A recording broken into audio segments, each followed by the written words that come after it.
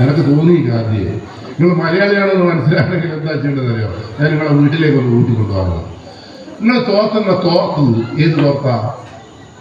വീട്ടിൽ ഏറ്റവും നല്ല തോർത്ത് കൊണ്ടാണോ ഇത് തോർത്തുന്നത്? ഏറ്റവും നല്ല തോർത്ത് എവിടെയാ വീട്ടിലുണ്ടാവുക?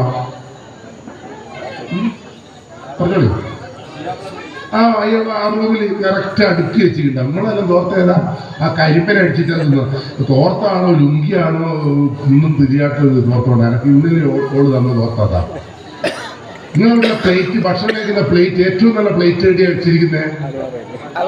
ആ ഷോക്കേസ് അവിടെ നിന്നോട്ടെ. നമ്മൾക്ക് ഏതാ പ്ലേറ്റ്? ആ വക്ക് പൊട്ടിയ പ്ലേറ്റിലാണ് ഇന്നലെ ഇറങ്ങി തോന്നുന്നത്.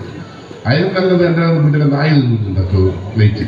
ഞാൻ ഭാര്യയുടെ ചെന്ന കാര്യം ഇതെല്ലാം എവിടെയാ വെച്ച് ഇതായിരിക്കാ വെച്ചെന്ന് വെച്ചപ്പോൾ പറഞ്ഞു ആരെങ്കിലും വന്നാൽ കൊടുക്കുക. എൻ്റെ അവിടെയാണ് ആരും ഇതുവരെ വന്നിട്ടില്ല. എന്നാലും വരും എന്ന പ്രതീക്ഷയോടുകൂടി എല്ലാം നല്ല സാധനങ്ങൾ അളമാരിയിൽ വെച്ചിരിക്കുക. എൻ്റെ അച്ഛൻ അങ്ങനത്തില്ല. എൻ്റെ അച്ഛൻ എന്നോട് ഒരു തവണ പോലും നല്ലോണം സംസാരിച്ചിട്ടില്ല. ഞാൻ എൻ്റെ അമ്മയോട് ചോദിച്ചല്ലമ്മ അച്ഛൻ കഴിക്കാൻ എന്നോടൊന്ന് ചിരിക്കില്ല. എൻ്റെ അമ്മ പറഞ്ഞതെന്നറിയോ? എന്നോട് ഞാൻ എന്തെങ്കിലും സ്നേഹം ആ ചങ്ങായിക്ക് എന്നോട് ഉണ്ടോ എന്നൊക്കെ ഞാൻ എൻ്റെ അമ്മയോട് ചോദിച്ചപ്പോൾ എൻ്റെ അമ്മ പറഞ്ഞതെന്നറിയോ? ഉണ്ട്, ഓർക്ക് സ്നേഹം ഉണ്ട്. ഞാൻ എടുത്തു ഉള്ളിൽ വെച്ചിക്കാറ്.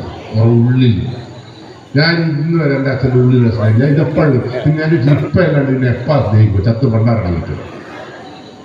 ഇപ്പം മലയാളിൻ്റെ ഏറ്റവും വലിയ പ്രത്യേകത എല്ലാം കൊണ്ടാക്കുക.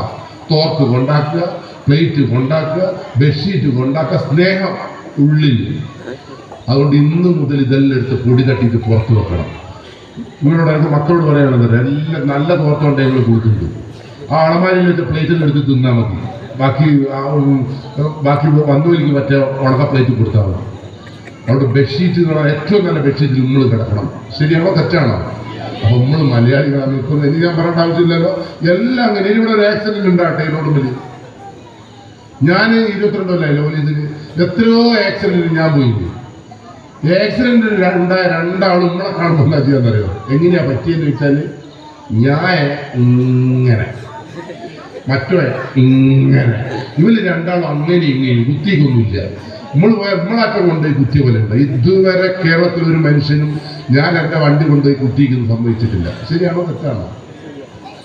ഏതെങ്കിലും ഒരു മനുഷ്യൻ ഇനി ഹെൽമെറ്റ് ഇടാണ്ട് യാത്ര ചെയ്യുക, ഹെൽമെറ്റ് ഇടാണ്ട് യാത്ര ചെയ്യുമ്പോൾ അന്നേരം വണ്ടി നിർത്തിയിട്ട് നിങ്ങൾ എന്താ ചെയ്യുക? പോലീസിന് ചീത്തറിയാം. ജന്തു ഇപ്പത വളവിൽ നേരെയില്ല അല്ലേ തന്നെ ഇവിടെ പൂവനായത്താണ് ഈ ജന്തു നിൽക്കുന്നതെന്ന് ഞാൻ പറഞ്ഞുകൊണ്ട് ഞാൻ ഏറ്റവും രസകരമായിട്ട് സംഗതി ഞാൻ എനിക്ക് ഈ ഹെൽമെറ്റ് ഇടാത്തത് ഇവിടെ തല പൊട്ടിപ്പോയാലും ഞാൻ തന്നെ കൊണ്ടുപോകണം എന്നുള്ള പേടി കൊണ്ടാണ് ഹെൽമെറ്റ് ഇടാൻ നിർബന്ധിക്കുന്നത്. പക്ഷെ ഞാൻ ഇന്ന് വരെ ഒരു മനുഷ്യനും ഹെൽമെറ്റ് ഇടാത്തത് എൻ്റെ മിസ്റ്റേക്ക് കൊണ്ടാന്ന് ഞാൻ പറയാം.